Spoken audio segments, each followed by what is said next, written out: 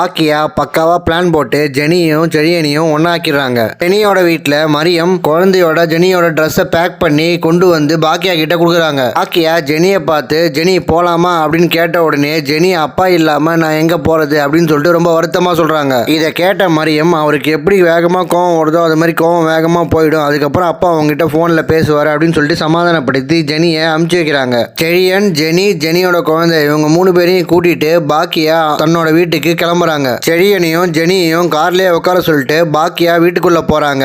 பாக்கியா வீட்டுக்குள்ள போன உடனே ஈஸ்வரி பாக்கியாவை பார்த்துட்டு, பாக்கியா செழியனுங்க எல்லாரையும் வீட்டை விட்டு கூட்டிட்டு போய் ரொம்ப நேரம் ஆச்சு, இவ்வளவு நேரம் என்ன பண்ணீங்க அப்படின்னு சொல்லிட்டு திட்டுறாங்க. ஈஸ்வரி திட்டுறது காதுல ஒன்னும் கேட்காத மாதிரி பாக்கியா நேரா கிச்சனுக்கு போய் ஆரத்தியை கரைச்சி தட்டுல எடுத்துட்டு வராங்க. உடனே ஈஸ்வரி, பாக்கியா நான் என்ன கேட்டுட்டு இருக்கேன், நீ என்ன ஆரத்திலாம் கரைச்சி எடுத்துட்டு வர அப்படின்னு கேக்குறாங்க. அதுக்கு பாக்கியா நீங்க எல்லாரும் வெளியில வந்து பாருங்க அப்படின்னு சொல்லிட்டு வெளியில போறாங்க. வெளியே வந்து பார்த்தா செழியன் கார்ல இருந்து கீழே இறங்குறாரு. பாக்கியா செழியனை பார்த்து செழியா கூப்பிடு அப்படின்னு சொல்றாங்க. செழியன் கார் கதவை திறந்த உடனே ஜெனி குழந்தைய தூக்கிட்டு வெளியே வராங்க. இதை பார்த்த ஈஸ்வரிக்கு செம்மையா ஷாக் ஆயிடுது. இதை பார்த்த பாக்கியாவோட மாமாவுக்கு ஒரே குழப்பமா இருக்கு.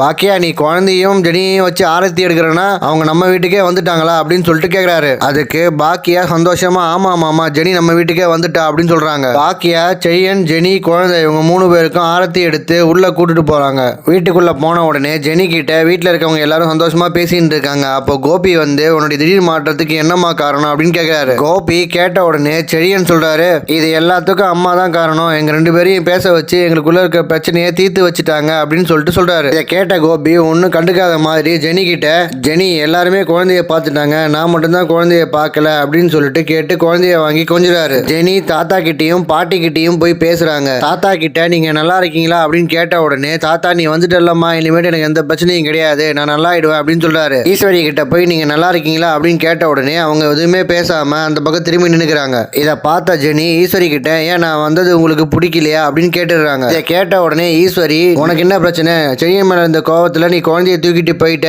நாங்க டெய்லி ஒன்னையும் குழந்தையும் நினைச்சு அழுதுட்டு இருந்தோம், ஆனா நான் வந்தது பிடிக்கலையான்னு சொல்லிட்டு என்கிட்டே நீ இப்ப கேட்கிற அப்படின்னு சொல்லிட்டு ஓன்னு அழுவ ஆரம்பிச்சிடுறாங்க. அப்புறம் செழியனும் ஜெனியும் சேர்ந்து ஈஸ்வரிய சமாதானப்படுத்துறாங்க. ஈஸ்வரி குழந்தைய வாங்கி கொஞ்சிக்கிட்டு ஜெனி கிட்ட, டாக்டர் கொடுத்த மருந்து மாத்திரை எல்லாம் ஒழுங்கா சாப்பிடுறியா, குழந்தைக்கு நல்ல சாப்பாடா கொடுக்குறியா அப்படின்னு கேக்குறாங்க. கேட்ட உடனே ஜெனி ஈஸ்வரிய பார்த்து, என் மேல உங்களுக்கு ரொம்ப தான் அக்கறை அப்படின்னு சொல்றாங்க. ஏன் எனக்கு உன் மேல அக்கறை இல்லையா அப்படின்னு கேக்குறாங்க. கேட்ட உடனே ஜெனி சொல்றாங்க, என் மேல அக்கறை இருக்கவங்க தான் செழியனுக்கு இன்னொரு பொண்ணு பாத்தீங்களாக்கும் அப்படின்னு கேக்குறாங்க. அதுக்கு ஈஸ்வரி, உங்க அப்பாவும் தான் பார்த்தாரு அப்படி இப்படின்னு சொல்லி சமாளிச்சு விட்டுறாங்க. அவங்க பேசிட்டு இருக்கக்குள்ள எழில் ஜெனியை பார்த்து, பொண்ணு பார்த்ததுல முக்கியமா கோபிக்கும் பங்கு உண்டு அப்படின்னு சொல்றாரு. இதை சொன்ன உடனே ஜெனி கோபியை பார்த்து முறைக்கிறாங்க. உடனே கோபி, இதெல்லாம் ஒரு எமோஷன்ல பண்ணதுமா, சீரியஸா பண்ணல அப்படின்னு சொல்லிட்டு சமாளிக்கிறாரு. ஜெனி வந்ததுனால பாக்கியா வீட்டுல இருக்க எல்லாருமே ரொம்ப ரொம்ப சந்தோஷமா இருக்காங்க. ஆக்கியா மாமாவை பார்த்து, மாமா பாத்தீங்களா நான் சொன்ன மாதிரியே ஜெனியை கூட்டிட்டு வந்துட்டேன் அப்படின்னு சொல்லிட்டு பெருமையா சொல்றாங்க. ஃப்ரெண்ட்ஸ், இந்த வீடியோ உங்களுக்கு பிடிச்சிருந்தா லைக் பண்ணுங்க, ஷேர் பண்ணுங்க, சப்ஸ்கிரைப் பண்ணுங்க. தேங்க்யூ.